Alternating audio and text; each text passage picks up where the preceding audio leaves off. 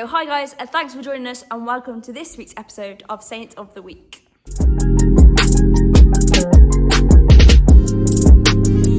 And this week's Saint of the Week is Saint Padre Pio. And here's 5 things we think you need to know.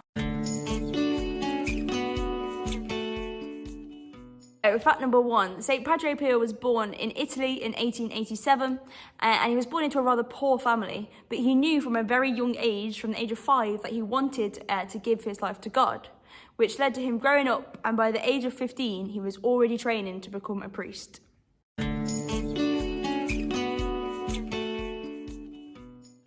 So fact number 2, unfortunately at the age of 17, Saint Padre Pio got diagnosed with a lifelong illness which would affect him forever. But this did not stop him. He still continued to train to be a priest. He persevered through his illness. So he carried on working, and in 1910 he became so ill that unfortunately he got sent home to recover, but he still continued to hear confessions and say mass.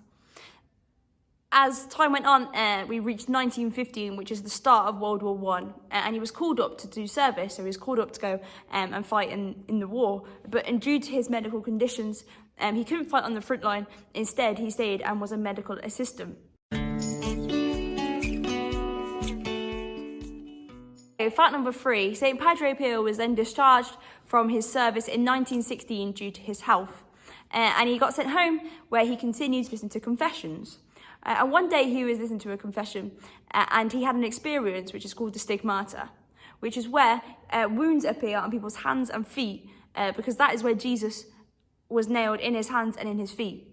And St. Padre Pio explained these as perfectly round holes that appeared in his hands and his feet. They smelt like roses and they were continuously bleeding, however, never got infected.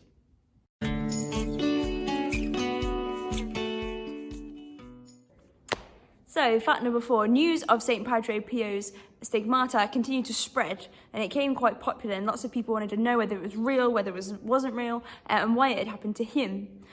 However, due to his illness, he couldn't really do much about it and stayed at home as much as he could until he got so ill that unfortunately he passed away in 1967, and over 100,000 people attended his funeral.